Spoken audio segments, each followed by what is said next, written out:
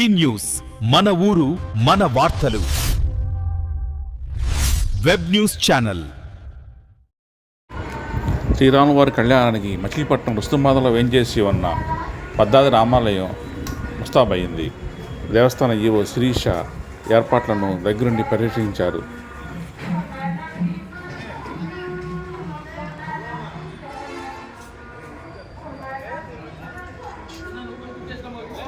పక్కన ఖాళీ ప్లేస్ ఉందిగా.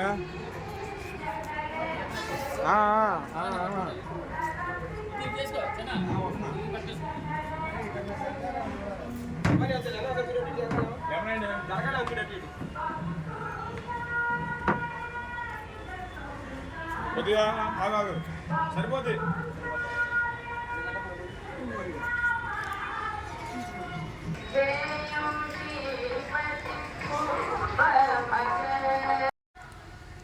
దేవాదాయ ధర్మాదాయ శాఖ శ్రీ భద్రాద్రి శ్రీరాములవారి దేవస్థానం రుస్తుంబాద మచిలీపట్నంలో శ్రీ స్వామివారి వార్షిక కళ్యాణ మహోత్సవాలు అత్యంత వైభవంగా ఈ నెల 24 నుంచి పాంచాహ్నికంగా మొదలయ్యి ఈ నెల 30 వరకు జరుగుతాయి.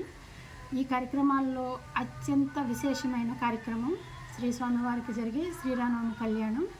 అది రేపు ఉదయం అత్యంత అంగరంగ వైభవంగా జరగడానికి అన్ని ఏర్పాట్లు జరిగాయి.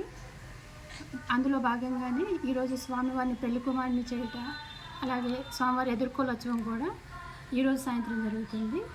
రేపొద్దున శ్రీ స్వామివారి కళ్యాణానంతరం అన్న సమారాధన కూడా ఏర్పాటు చేయడం జరిగింది.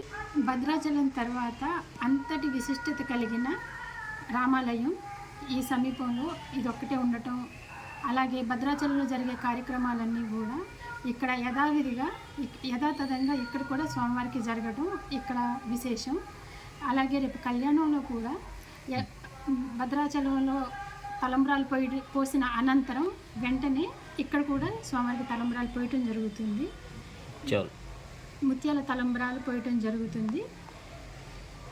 భక్తులందరూ పాల్గొని స్వామివారి తీర్థప్రసాదాలు స్వీకరించి కన్నుల పండుగగా జరిగే శ్రీరామనవమి కళ్యాణాన్ని వీక్షించాలని కోరుతున్నాను.